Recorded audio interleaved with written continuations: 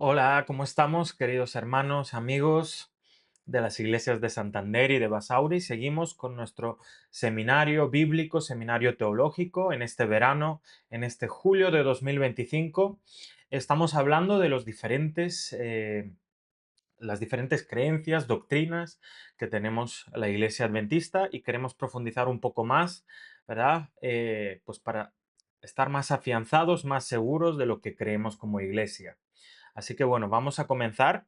Y hoy el tema es muy interesante porque vamos a hablar, aquí lo vamos a ver, de la eclesiología. ¿Qué significa esto de la eclesiología? ¿No? Es lo que en la teología se conoce la teología de la iglesia, en el que estudia muchos temas. Realmente aquí he puesto algunas preguntas, ¿no? Como por qué existe la iglesia, cuál es su propósito, cuál es su autoridad, pero realmente se estudian todavía más temas en profundidad. Así que vamos de lleno con este tema porque la verdad que son bastantes presentaciones, bastantes diapositivas, así que vamos a tener que ir a una velocidad considerable para cubrir todo el material que tenemos. Bien, la iglesia en el plan de Dios, ¿no? La Biblia desde el principio hasta el fin se interesa en el propósito de Dios de crear un pueblo para sí.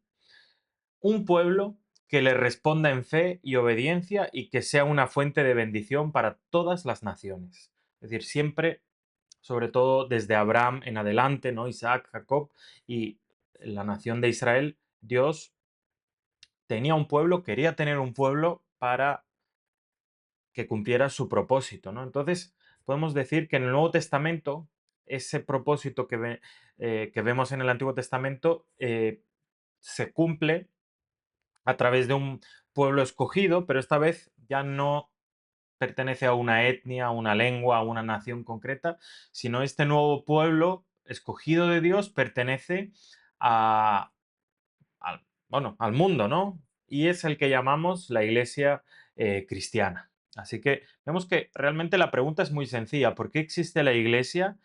La respuesta es porque es el plan de Dios que exista una iglesia. Por lo tanto, ¿no? Se considera que la comunidad cristiana primitiva, conocida como la Iglesia, nace el día de Pentecostés, ¿no? En el año 31, después de la muerte y resurrección de Cristo. Y su crecimiento y organización fueron procesos graduales. Es verdad que la Iglesia tal y como la vivimos hoy en día, no, en muchos sentidos es igual o muy parecida, pero también tiene cierto desarrollo y crecimiento, ¿no? Entonces, hay que tener eso en cuenta. Pero la iglesia, tal como lo que llamamos iglesia cristiana, nace el día de Pentecostés. Bien, la iglesia es un deseo de Cristo, ¿no? Por eso, desde un primer momento, Cristo hace una selección e instrucción de los discípulos, ¿no? Desde el primer momento, Cristo comenzó ya a reunir discípulos y a formar una comunidad alrededor de él. No es casualidad, sino era intencionado. Un Mesías desprovisto de una comunidad era algo inconcebible en el mundo judío. Y desde luego, incluso desde nuestro punto de vista, pues una comunidad elegida por Dios que comparte los mismos intereses, valores y principios, objetivos, es lo normal, ¿no? Así que ahí vemos ya desde un principio que hay una comunidad alrededor de Cristo. Y de ahí que Jesús trabaja esta, esta ilustración, por así decirlo, trabaja con el asunto de, a ver, vamos a, sí, como que Él es el pastor y tiene un rebaño, ¿no? El tema de la oveja y el rebaño es prominente en el Antiguo Testamento, pero también en el Nuevo Testamento. Aunque rebaño e iglesia son conceptos bastante distintos, en la historia y en el uso bíblico describen al pueblo de Dios, ¿no? Son simplemente diferentes maneras de escribir el pueblo de Dios. También sobre esta roca, ¿no? El Mateo 16, sobre esta roca edificaré mi iglesia. Esto nos indica que Jesús tenía definida la intención de crear una comunidad permanente en la que las puertas de la muerte no podrían afectar. A ver, vamos a ir aquí. Vale. Bien, ¿qué significa esto? Cristo es el fundamento de la iglesia, ¿no? Es la roca sobre la que se fundamenta nuestra iglesia. Por lo tanto, el propósito, ¿no? La razón de que exista la iglesia es porque está basada o permanece sobre Cristo. Bien, en el el significado del término iglesia, vamos a tratar un poco este tema. En el Antiguo Testamento, congregación, reunión, encuentro, asamblea, convocatoria, lo que se ha juntado, ¿no? Cuando se usa el término eclesía en griego en el Antiguo Testamento, en la versión de la Septuaginta, pues se usa para todos estos diferentes significados. En el vocabulario cristiano, eclesía denotaba la congregación, ¿no? La reunión, la comunidad de aquellos que fueron llamados por Dios a salir del mundo para ser su pueblo. Bien, vamos a ver la distinción entre la iglesia local y la iglesia universal. Los escritos del Nuevo Testamento se refieren a la iglesia de estas dos maneras, ¿no? A veces se le llama iglesia al término local, ¿no? Una iglesia local, una comunidad concreta, y también se usa el término iglesia para referir a todos los creyentes que están en el mundo. Así que tenemos que tener en cuenta que ambos sentidos son correctos cuando hablamos de la iglesia. También es comparada la iglesia o se habla en relación con el reino de Dios. ¿A qué nos referimos? De acuerdo con los evangelios sinópticos, el reino de Dios o el reino de los cielos fue el tema principal o central de la predicación de Jesús, ¿no? El reino de Dios se ha acercado, Jesús decía.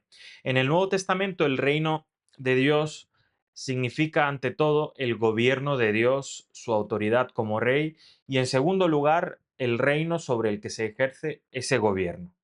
El reino es sinónimo, por lo tanto, de su gobierno, ¿no? Es la influencia en la que él como monarca eh, está sobre. Por lo tanto, el reino de Dios, que también es el reino de Cristo, es el gobierno de Dios en Cristo. Ahora, ¿por qué hablamos de esto? El reino es el gobierno de Dios y la iglesia, en contraste, es la comunidad humana que vive bajo el gobierno de Dios. Por lo tanto, el reino de Dios y la iglesia no son exactamente lo mismo, pero vemos que al final la comunidad humana, la iglesia, vive o debe de vivir bajo ese gobierno, bajo esos principios que Dios tiene. Creada en respuesta a la invitación del Evangelio del Reino, la Iglesia testifica acerca de ese reino. El reino es la actividad redentora de Cristo en el mundo y la Iglesia es la asamblea de todos los que fueron llamados a salir del mundo, son redimidos y pertenecen a Cristo, ¿no? Esa es la gran diferencia entre Iglesia y el reino de Dios. No es lo mismo, pero es verdad que una trabaja en favor de lo otro, ¿no? La Iglesia trabaja en favor del establecimiento paulatino del reino de Dios, que evidentemente se va a cumplir plenamente cuando Cristo vuelva aquí a esta tierra. También se le dice a la Iglesia como el Israel espiritual, ¿no? Cuando el Mesías enviado de Dios vino a su propio pueblo, los suyos no lo recibieron, en Juan 1:11, ¿no? El Mesías vino al Israel como la nación y fue rechazado, ¿no? Como el pueblo del pacto de Dios fue rechazado. En ese momento, Cristo, por lo tanto, manifestó el veredicto sobre la nación judía. ¿Qué dijo? El reino de Dios será quitado de vosotros y será dado a gente que rinda su fruto. Los privilegios, las promesas y las bendiciones del pacto fueron transferidos a la iglesia cristiana, ahora fungiendo como el Israel espiritual y como el instrumento escogido de Dios en la tierra. Por lo tanto, en muchos sentidos, la iglesia hereda todas las promesas que tenía el Israel espiritual. En muchos aspectos, la iglesia ha tomado el lugar de Israel. hasta el grado de que no todos los que son descendientes físicos de Abraham son sus descendientes espirituales, ¿no? Como dice Romanos 4:11, Abraham fue hecho padre de todos los creyentes no circuncidados, es decir, de alguna manera todos somos hijos de nuestro padre Abraham en el sentido espiritual. Por eso se le llama el padre de la fe. La simiente espiritual de Abraham, sus verdaderos hijos espirituales, son hombres y mujeres de fe, sin importar las raíces étnicas, ¿no? La iglesia ha llegado a ser el Israel de Dios, como pone Gálatas 6:16. Ahora bien, ¿la iglesia es visible o es invisible? ¿No? Tiene que ver con, ¿es una entidad espiritual o es una entidad que físicamente se puede observar? ¿No? Está ese, entre comillas, debate. Creemos que determinadas estructuras organizacionales son parte de la iglesia verdadera. Sobre todo, se puede rastrear hasta los días de Cristo que los creyentes se pueden reunir, organizar, estudiar las escrituras, entonar himnos, adorar a Dios y asumir el nombre de iglesia. No son todo características visibles de una comunidad que se reúne eh, siendo el motivo Cristo. Pero también consideramos que hay una prioridad de relación personal con Dios por medio de Jesucristo, ¿no? Por eso también entendemos que la iglesia es híbrida, o sea, es visible y a la vez es invisible, ya que realmente es la relación personal con Dios por medio de Jesucristo lo que hace a una persona cristiana. Y eso es algo que evidentemente supera las barreras denominacionales y de todo tipo de ámbito. Por lo tanto, la iglesia es visible en su organización, en sus reuniones, pero también la iglesia es invisible de manera que no sabemos quién verdaderamente pertenece, ¿no? Ya que la prioridad en la iglesia es en la fe y el arrepentimiento. Por eso vamos a leer estos textos que enfatiza la iglesia espiritual, ¿no? La iglesia invisible. Mateo 18:3 dice, de cierto os digo que si no os volvéis y os hacéis como niños, no entraréis en el reino de los cielos. Luego Lucas 14:27, el que no lleva su cruz y viene en pos de mí, no puede ser mi discípulo. Lucas 14:27.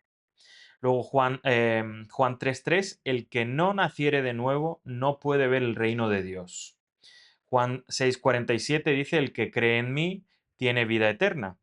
Y Hechos 2:37 y 38 dice, arrepentíos y bautícese cada uno de vosotros en el nombre de Jesucristo para perdón de vuestros pecados. No, no parece que se hable de una iglesia en estos textos, que esto dependa de una iglesia, ¿no? Aquí hay un llamado personal en el que prima la fe y el arrepentimiento de la persona frente a Dios.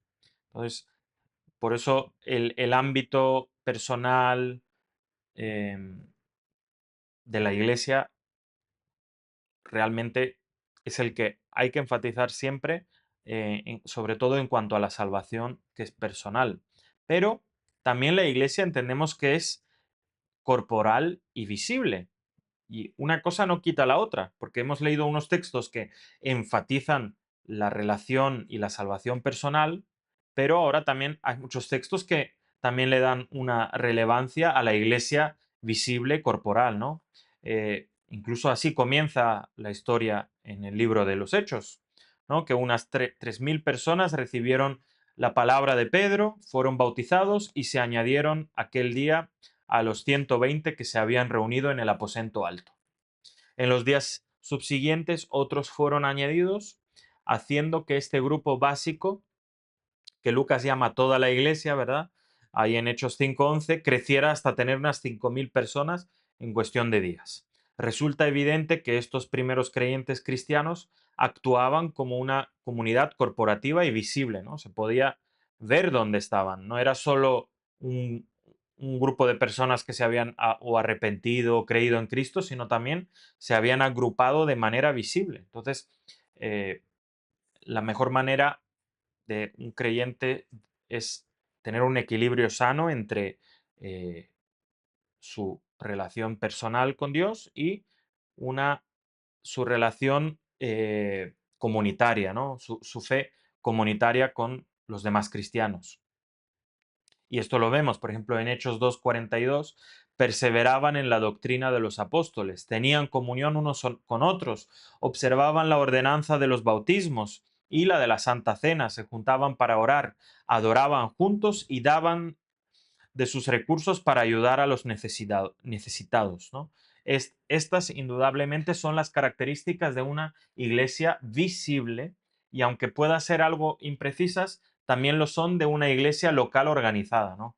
Más vemos que es muy interesante, pues que eso es como una iglesia local organizada también funciona. Esta primera comunidad de creyentes fue un grupo real, evidente, palpable, que causó un alboroto público observable, ¿no? Que de alguna manera irrumpió en la sociedad de Judea del siglo I. La tendencia actual de catalogar a la Iglesia como solamente como una entidad invisible, ¿no? Universal, que es realmente en oposición a la manifestación visible y concreta de la Iglesia, parece demostrar, ¿no?, que una ignorancia de la Biblia, porque uno se centra en el ámbito espiritual y personal, pero ignora el que es igual de claro que es la Iglesia visible, la comunidad de creyentes que se reunían todos juntos. Es más, todo el Nuevo Testamento, ¿no?, el cristianismo, la fe en Cristo se vive en comunidad. O sea, no existen comunidades aisladas que funcionan correctamente. O sea, todas las comunidades que funcionan o funcionaban relativamente de manera correcta era porque, porque estaban fusionadas las unas con las otras. Por lo tanto, pues aquí vemos, ¿no?, incluso textos en los que todo esto de la existencia de las iglesias específicas, reales, visibles, era el deseo de Dios y de Cristo. Por lo tanto, no se puede distinguir con claridad la línea divisoria entre los creyentes verdaderos y los falsos, ¿no? Eso es casi una realidad que siempre existe y existirá. No hay un método de identificar a miembros auténticos de los que no lo son. Los creyentes son los que constituyen la verdadera iglesia. Y según las enseñanzas del mismo Señor, parece ser que la comunidad visible del pueblo de Dios es probablemente de un carácter mixto y no está conformado por un grupo de miembros homogéneo, ¿no? Por lo tanto, la cizaña crecerá junto con el trigo hasta el tiempo de la cosecha. Eso es- Esa es la realidad hasta que Cristo habla de forma natural, ¿no? De que el cuerpo visible no sabemos quién es el auténtico y quién no es, pero que hasta que Cristo vuelva es una comunidad conjunta. Y además la iglesia es descrita con diferentes imágenes, ¿no? Eh, Se usan diferentes términos, diferentes figuras para referir en el Nuevo Testamento a la iglesia. Y vamos a hablar en concreto de que la iglesia se dice que es como un cuerpo, que la iglesia es la novia de Cristo, que la iglesia es el templo y que la iglesia es el pueblo de Dios. Vamos a ver a qué nos referimos. La iglesia como cuerpo, ¿no? Una analogía paulina fundamental para referirse a la iglesia es el cuerpo de Cristo. Nunca se le describe como el cuerpo de los cristianos, sino el cuerpo en Cristo o el cuerpo de Cristo. Parece que Pablo usa la metáfora del cuerpo para expresar sobre todo la unidad de la iglesia con su Señor, ¿no? La unidad que hay con penetración máxima que hay entre Jesús y su iglesia. Hace bastante énfasis, por lo tanto, de esa unidad que tenemos que entender que los creyentes tienen con Cristo. Este mismo concepto de la unidad de la iglesia, ya sea la iglesia local o la iglesia universal, es introducido por Pablo cuando aborda el problema de las relaciones entre los cristianos, ¿no? Cuando hay diferentes problemas, incluso entre los cristianos, Pablo habla, ¿no?, de que hay un cuerpo cuyos miembros tienen funciones diferentes. Todos los miembros son igualmente importantes y necesarios para el funcionamiento eficiente del cuerpo como un todo.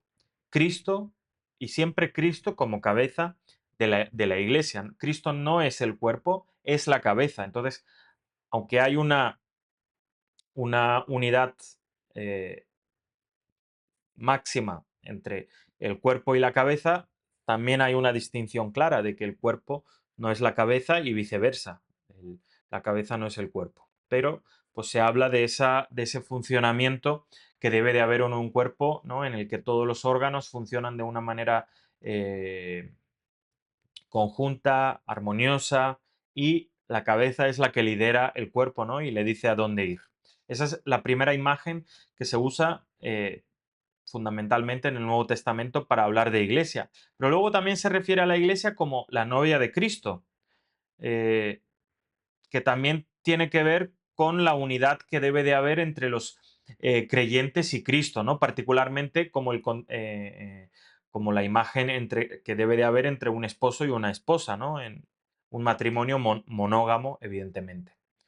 Eh, no, esta imagen habla de la intimidad que debe de haber entre la iglesia y su Señor, Cristo. Incluso se habla, ¿no?, en la Biblia de que el hombre y la mujer llegan a ser una sola carne. De alguna manera podemos tomar también esa imagen, ¿no?, de tanta cercanía y, y familiaridad debe de haber entre el novio y la novia. Otra imagen que se usa para hablar de la iglesia es como templo. Bueno, los primeros cristianos, que eran judíos todos, pues estaban familiarizados con que el templo era el centro en esa época de la fe de ellos, ¿no? Por eso consideraban a la iglesia como el templo de Dios, que no hay que confundirlo con el templo de Jerusalén. Sostenían que Dios había establecido a su pueblo como un santuario al decidir morar entre ellos. La iglesia misma era un templo santo en el Señor. De igual manera lo eran las congregaciones y cada creyente en forma individual. Claro, la lógica es, si cada creyente es el templo del Espíritu Santo, el templo de Dios, entonces la comunidad también es el templo de Dios. Y allá donde está esa comunidad está Dios, por lo tanto, qué bueno, ¿no?, recordar esta imagen, no solo a nivel personal, sino también a nivel de comunidad. Somos el templo de Dios. Y yo creo que incluso es una imagen más rica y más profunda que el que tenían los judíos, ¿no?, del templo de Jerusalén. Y también hay otro lenguaje, otra imagen que se usa en el Nuevo Testamento, en el que llama a la iglesia como el pueblo de Dios. El concepto de pueblo de Dios viene fuertemente desde el Antiguo Testamento, cuando el pueblo de Dios era la nación de Israel, ¿no?, que fueron escogidos y protegidos por el Señor. Bueno, en el Nuevo Testamento, del mismo modo, se percibe a la Iglesia como la continuación y la consumación de la comunidad del pacto de Dios. A sus hermanos creyentes, Pedro les escribe: Vosotros sois linaje escogido, pueblo adquirido por Dios. Declaración que evoca claramente al pacto del Sinaí. Por lo tanto, el concepto enfatiza la iniciativa divina, ¿no? Es Dios el que tiene la iniciativa de hacer un pacto con Dios, no es el ser humano el que hace el pacto con Dios. Él fue quien escogió, Dios escogió. La iglesia le pertenece a Él y, le- y Él pertenece a la iglesia. Con respecto a la decisión de Dios, Pablo escribe: Dios dijo, habitaré y andaré entre ellos y seré su Dios y ellos serán mi pueblo. ¿No? Es el que Dios, es Dios el que toma la iniciativa, y por lo tanto nos convertimos en el pueblo de Dios a causa de eso. Y así como el Israel del Antiguo Testamento fue suyo porque lo redimió y lo compró, también la iglesia le pertenece a Cristo porque la redimió y la ganó con su propia sangre, ¿no? O sea, hay una pertenencia ahí a Dios. Bien, ahora hablando de la misión de la iglesia. Esto es algo básico por el que la iglesia existe, ¿no? Que es principalmente por la misión que tiene.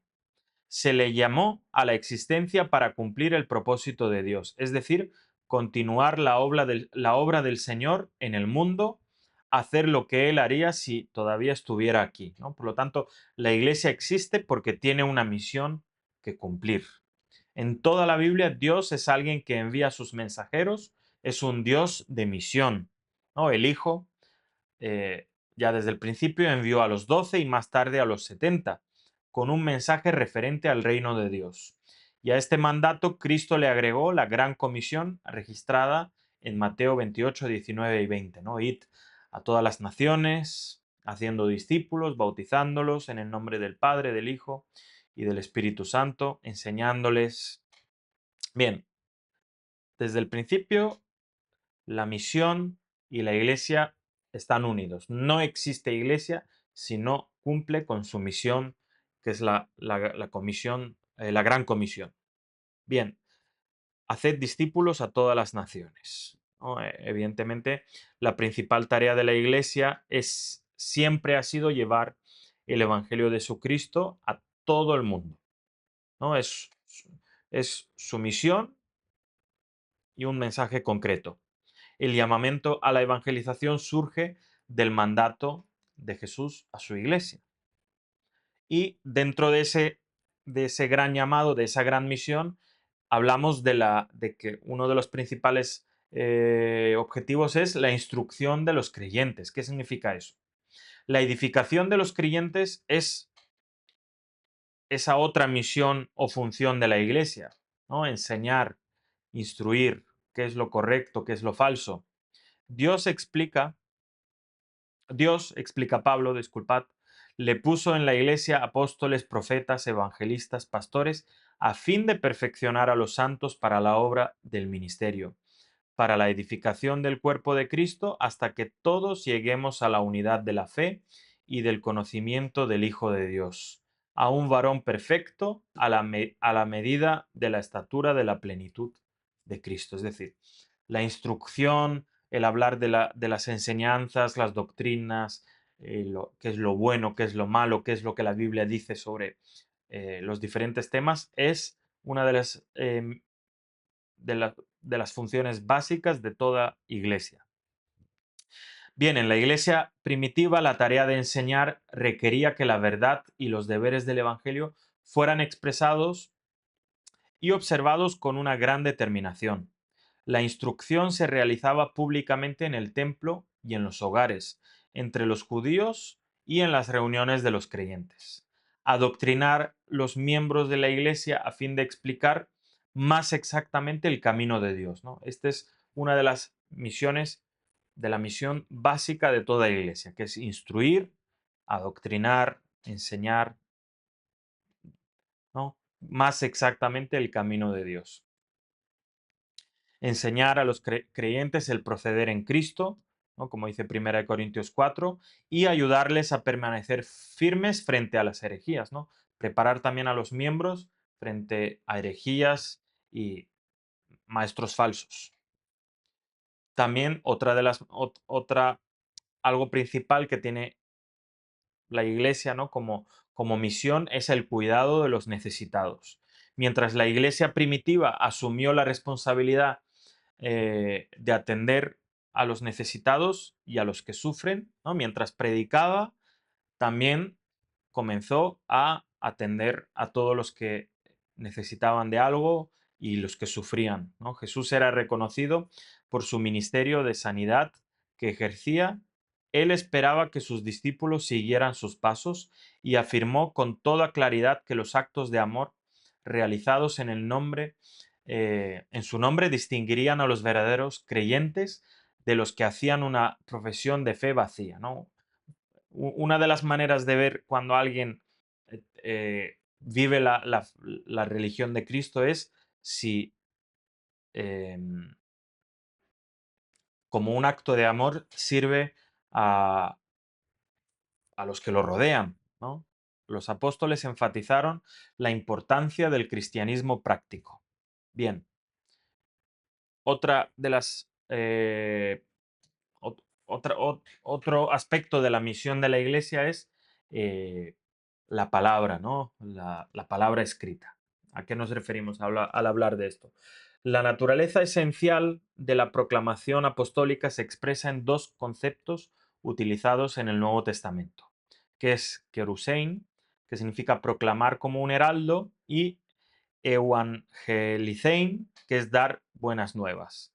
Evangelizein frecuentemente caracteriza el contenido de las buenas nuevas, específicamente como el Evangelio o como Jesucristo, paz o la palabra del Señor, ¿no? O sea, la misión era predicar la palabra. La iglesia tenía como en el centro de su misión la predicación de la palabra. De ninguna manera se puede considerar el Evangelio como algo humano, sino que es la palabra de verdad, edificada sobre la revelación, una palabra que traspasa toda barrera racial y social y nunca llega a ser obsoleta. El Evangelio está presente en el corazón de la misión, de donde surge el evangelismo, la edificación, la adoración y la preocupación social, ¿no? Y si la palabra de Dios está en la iglesia, todo lo demás también va a funcionar y a cumplirse. Bien, tenemos que hablar también de algo muy importante que existe en la iglesia y ya en la iglesia primitiva, que es el ministerio del Espíritu, ¿no? Al adorar a Dios y luchar contra un mundo hostil, la iglesia no está sola. Esto es muy importante de tener claro. Así como el Espíritu Santo estuvo con Jesús a lo largo de su ministerio, también estaría con los apóstoles siempre, ¿no? Fue una de las grandes promesas de Jesús, que nunca íbamos a estar solos. El Pentecostés fue el cumplimiento de la promesa del Señor, cuando todos quedaron llenos del Espíritu Santo y los creyentes fueron transformados individualmente. Los pasajes del Nuevo Testamento se refieren a este hecho de la siguiente manera: cuando haya venido sobre vosotros el Espíritu Santo, ¿no? Me seréis testigos, tal, y Dios daba el Espíritu Santo, o que descendía sobre ellos. Cristo, por lo tanto, les concede el Espíritu Santo a aquellos que depositan su confianza en Él, y es un don, y es un don que representa el equipamiento necesario para el servicio cristiano. Dicho de otra manera, no se puede cumplir nada de la misión de Dios, de Cristo, sin que uno haya recibido el Espíritu Santo, ¿no? Uno puede hacer cosas buenas, servir a los demás, pero dentro del contexto de la misión de la Iglesia solo se puede uno funcionar si el Espíritu Santo, si uno deja que el Espíritu Santo lo guíe. Bien, como persona y no como fuerza e influencia, el Espíritu dio testimonio al Espíritu de ellos, ¿no? Intercedió por ellos y los santificó. Les enseñó, vivió en ellos y los capacitó. El éxito en su testificación demostró que la promesa del Padre se había cumplido. Igualmente asombrosa y sorprendente fue la actividad del Espíritu Santo en la comunidad de creyentes, ¿no? Entonces, tenemos que, ¿no? Nosotros partimos desde esta idea de que el Espíritu Santo es una persona, es Dios aquí presente con nosotros, dándonos todas estas habilidades y capacidades para cumplir la misión, tan, de la misma manera que ayudó a Jesús a cumplir su misión eh, como el Mesías. ¿Qué más? El Espíritu Santo fortaleció a la Iglesia para su testificación cotidiana, preservó su unidad, ¿no? Ahí tenemos los ejemplos bíblicos, la ayudó a resolver controversias y a elegir sus líderes. Por lo tanto, la obra del Espíritu en la promoción de la obra entre los gentiles se destaca claramente en Hechos 13, del 1 al 4. ¿No? Que como el Espíritu Santo guió a la predicación hacia los gentiles, así como su dirección continua al expandirse su misión, abriendo y cerrando puertas, ¿no? El Espíritu Santo guiaba a los apóstoles, a los primeros cristianos, a qué hacer y a qué no hacer, a dónde ir y a dónde no ir. Y de forma igual de importante, forma parte fundamental los dones del Espíritu, ¿no? El Espíritu Santo añadió a la dotación inicial de poder que les concedió a la comunidad la repartición de dones especiales a algunos creyentes. Estos, en griego del Nuevo Testamento, carismata o dones de la gracia, no deben confundirse con las virtudes cristianas que se describen como frutos del Espíritu. El mismo Espíritu los reparte a cada uno en particular como él desea. Algunos de estos dones se refieren al ejercicio de ministerios prácticos como la sanidad, el obrar milagros o el don de la administración. Otros tienen que ver con el ministerio de la palabra de Dios, como los apóstoles, profetas, evangelistas, etcétera, ¿no? Todos se les conceden, todos se les concede a la Iglesia para provecho y para su propia edificación.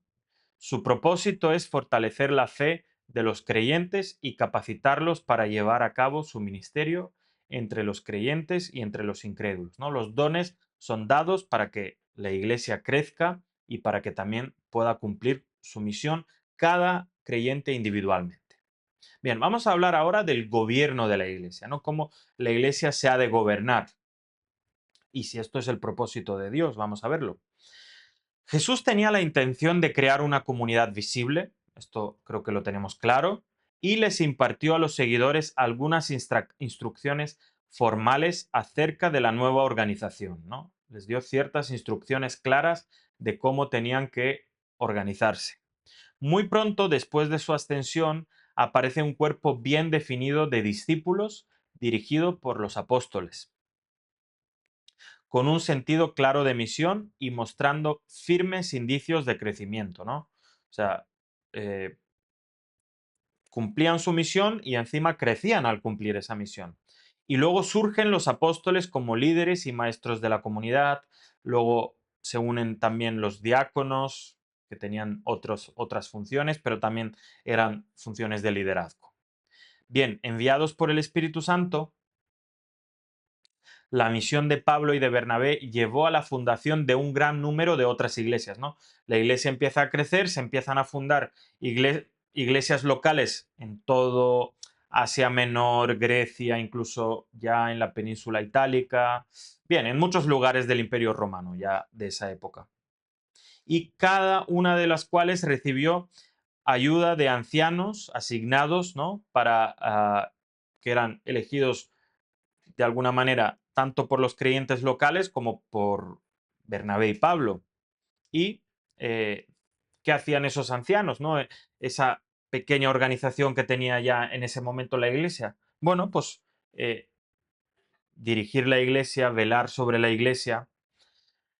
El cargo de ancianos, como ya estaba, no, ellos cumplían el cargo de anciano como ya venía haciéndose en Jerusalén, tal como se lee en Hechos 11:30, que ya el cargo de anciano estaba bien definido y evidentemente venía heredado de una manera del concepto de anciano de judío, ¿no? En el Antiguo Testamento.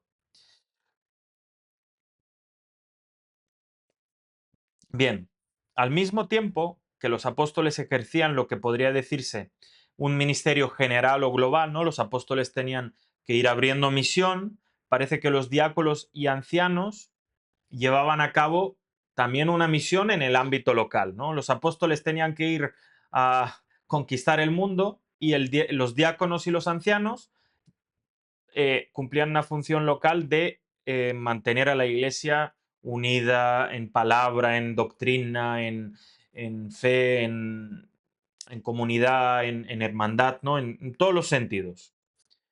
Y vemos que los ancianos, que en la Biblia, en el Nuevo Testamento también se les llama como obispos, supervisores, realizaban tareas principalmente espirituales y de supervisión, ¿no? Laboraban entre los demás creyentes y presidían, ¿no? Tenían una posición de liderazgo. A medida que la Iglesia crecía, la necesidad de un gobierno de instrucción y disciplina hizo que algunas de las funciones del ministerio de los apóstoles fueran asumidas por los miembros locales, ¿no? Obviamente, pues cuando la Iglesia creció tanto, los apóstoles no podían estar en todas partes, ni siquiera enviar cartas para resolver todos los asuntos, sino que las mismas iglesias locales empezaban ya a funcionar de manera organizada y saber qué hacer en los diferentes casos, ¿no? que se podían dar en su misma iglesia. De ahí que, pues, por ejemplo, las instrucciones que Pablo da a los corintios, nosotros tomamos de ahí, por poner un ejemplo, Corintios, Éfeso, no importa, tomamos de ahí los ejemplos que luego aplicamos en nuestras iglesias locales. Bien, vamos a hablar ahora de las ordenanzas, que también en el lenguaje católico, que algunos quizás conocéis más, son los famosos sacramentos, ¿no? Jesús estableció de antemano ciertos ritos que se esperaba que cumpliera todo discípulo nacido de nuevo. ¿A qué nos referimos?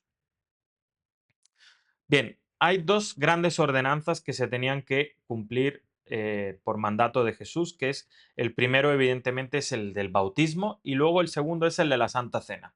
Bien, el bautismo era eh, un mandato sencillo que ya se conocía por parte de los judíos y también era algo que hacía Juan el Bautista y era también la misión de la iglesia. Y a través del bautismo, pues uno empezaba y formaba parte de comenzaba a formar parte del cuerpo de Cristo, ¿no? De la Iglesia. La otra enseñanza es la cena del Señor. Estos dos sacramentos, si uno piensa, solo se pueden cumplir en comunidad, ¿no? Cuando hay una comunidad organizada, puede haber, ¿no? Líderes, pastores que bauticen, que la comunidad crezca y también que entre todos podamos recibir la cena del Señor. No hay, de nuevo digo, en el Nuevo Testamento, eh, la existencia de una fe particular, individual, aislada, ¿no? Todas estas cosas se viven dentro del gran contexto de la iglesia visible. El otro rito ordenado bíblicamente fue pues, la cena del Señor, ¿no? También se le llama la comunión del cuerpo de Cristo, Santa Cena, la mesa del Señor, que también va acompañada del lavamiento de los pies entre los creyentes. Bien, ¿qué autoridad tiene la iglesia? ¿No? Alguien puede decir, bueno, la autoridad al final es uno mismo o la autoridad la tiene el Señor, evidentemente, ¿no? Si el deber básico de la iglesia es adorar y glorificar a Dios, la primera tarea que el Cristo resucitado le dio a ella es el evangelismo, ¿no? Eh, como iglesia adoramos y glorificamos a Dios y la primera tarea, evangelizar. La iglesia no es una simple agrupación de personas que se reúnen para exaltar a Jesucristo y a sus enseñanzas, sino un pueblo llamado por Dios para testificar, para poner en alto su nombre y proclamarlo, ¿no? O sea, también parece que la iglesia, esa autoridad o esa que tiene Dios, de alguna manera, eh, la iglesia la hereda, pero vamos a ver en qué sentido. En el cumplimiento de este mandato, la iglesia es confrontada con el tema de la autoridad, ¿no? ¿Qué autoridad tiene? ¿Tiene la iglesia una, cualquiera que sea esa, tiene alguna, que quiero decir, tiene algún tipo de autoridad o no tiene ningún tipo de autoridad? Bien, sabemos que la autoridad final reside en Cristo, en Dios, ¿no?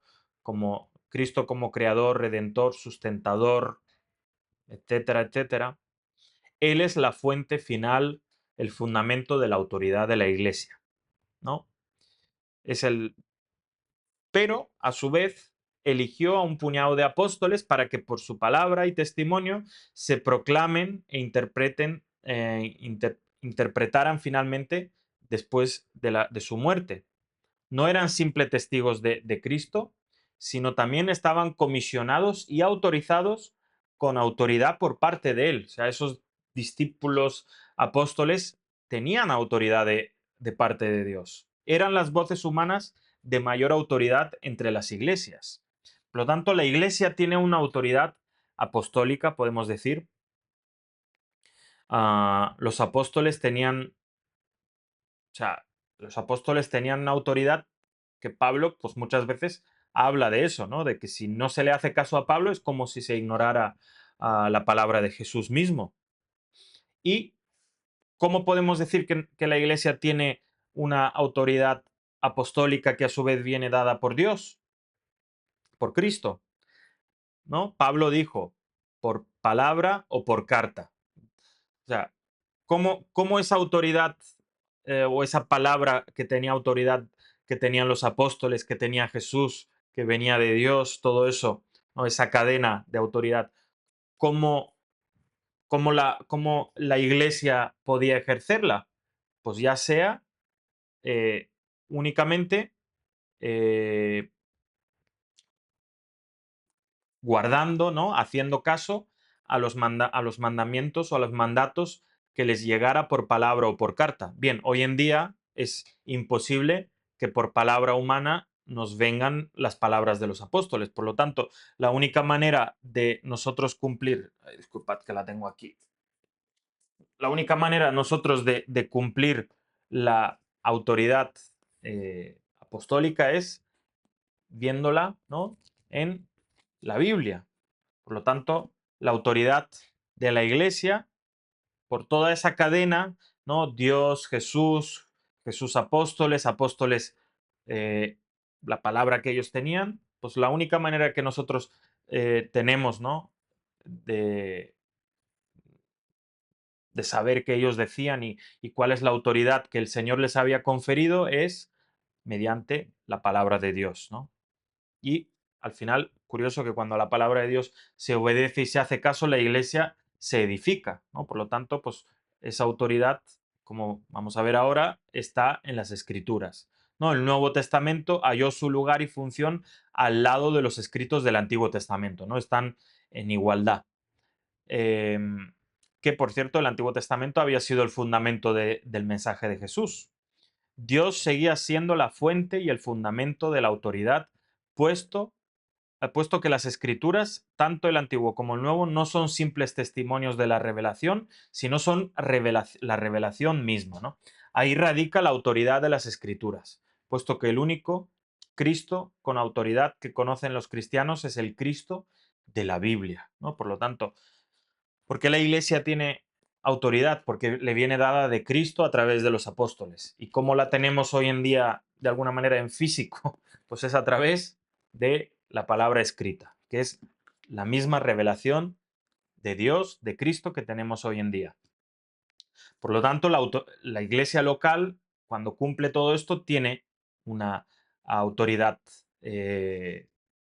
podemos decirlo, ¿no? En el ámbito de la congregación local, los ancianos o obispos eh, tienen la mayor autoridad, según la Biblia. Una de las funciones principales es la de supervisar, cuidado pastoral, enseñar la sana doctrina y refutar a los que contradicen la sana doctrina, ¿no? O sea, contra las herejías. Los que gobiernen bien debían ser tenidos por dignos de doble honor y sobre todo si trabajaban en predicar y enseñar, ¿no? Eso es lo que dice la Biblia frente a la autoridad local de la iglesia. Las congregaciones locales ejercían autoridad respecto a la selección de los líderes, ¿no? ¿Cómo se ejerce esa autoridad? Pues la iglesia local elige sus líderes. En el libro en el Nuevo Testamento elegían a los mensajeros que debían ser enviados a otros lugares para acompañar a los apóstoles o llevar cartas. ¿No? Las congregaciones locales también debían tener la responsabilidad de mantener las doctrinas y prácticas puras, ¿no? Comprobar si los espíritus son de Dios y examinándolo todo y reteniendo lo bueno. Por lo tanto, lo mismo es cierto respecto al ejercicio de la disciplina en la iglesia, que es autoridad de la iglesia local mantener la disciplina de iglesia, ¿no? Eh, ya en el Nuevo Testamento había reglas y condiciones para ser miembro, ¿no? Todo tiene, que mayormente tienen que ver con el cumplimiento de la ley de Dios, ¿no? En la vida de uno mismo. Bien, ¿y cuáles son las características, ya por terminar, de la iglesia, ¿no? Las características básicas de la iglesia, y disculpad ahí que en el título iglesia no está, pero bueno, ahí debería de poner las características de la iglesia, es la fe, ¿no? Las características fundamentales, una fe viva, por lo tanto, la característica de la iglesia es una comunidad de creyentes. Otra característica que no se puede ignorar ni alterar es la de la comunión, ¿no? A partir de la misma naturaleza de la fe se manifiesta el vínculo de la comunión de los creyentes. Esta comunión es fundamental en relación con Cristo, quien aunque ascendió al cielo está presente para sus discípulos, ¿no? O sea, la comunión, la comunidad tiene que estar unida. Es otra característica de la iglesia. También otra característica de la iglesia es su unidad. Aunque hay muchas congregaciones, la iglesia de Cristo es solo una, un cuerpo del cual Jesús es la cabeza. Como dice Pablo, este cuerpo tiene un Señor, una fe, un bautismo, un Dios y Padre de todos, ¿no? También una de las características de la iglesia es la santidad. Junto al término creyentes, el vocablo santos es una de las designaciones eh, para referirse al cuerpo de Cristo. ¿Y qué significa eso? Pues aquello que es santo pertenece a Dios y está separado del pecado y consagrado a Dios, ¿no? Santo es como que Dios nos separa para sí mismo, ¿no? Para que seamos especiales porque somos de Él. También una de las características fundamentales de la iglesia es su universalidad, que un sinónimo de universal es católico, ¿no? Obviamente, no pensamos que la iglesia es católica en el sentido, am, la iglesia de Roma, ¿no? La iglesia papal, sino es católica en su universalidad, es mundial, es para todos. Todo el mundo está llamado a entrar a esa iglesia. No abarca a todas las naciones, no está atada a un tiempo ni a un lugar, sino que comprende todos los creyentes que han existido y que existirán hasta que Cristo venga. Y también la iglesia es apostólica, no confundirlo también con la iglesia de Roma, sino es apostólica porque está fundamentada, o sea, está edificada sobre el fundamento de los apóstoles y los profetas, siendo la principal piedra del ángulo Jesucristo mismo, ¿no? Cristo es la piedra que sujeta todo el edificio, pero a su vez es apostólica porque eh, vive predicando, ¿no? El mensaje y las enseñanzas que los apóstoles dejaron. Así que gracias por haber estado ahí en este día. Con esto lo dejamos y el domingo vamos a tener un nuevo episodio y vamos a hablar sobre el tema de, aquí lo tengo apuntado, disculpad, vamos a hablar sobre el tema de Elena de White, su don profético, su autoridad y por qué la Iglesia Adventista cree que ella es profeta, ¿verdad? Así que bueno, gracias por haber estado ahí en este día y seguimos estudiando en este verano con este video seminario que estamos grabando. Gracias por haber estado ahí, nos vemos.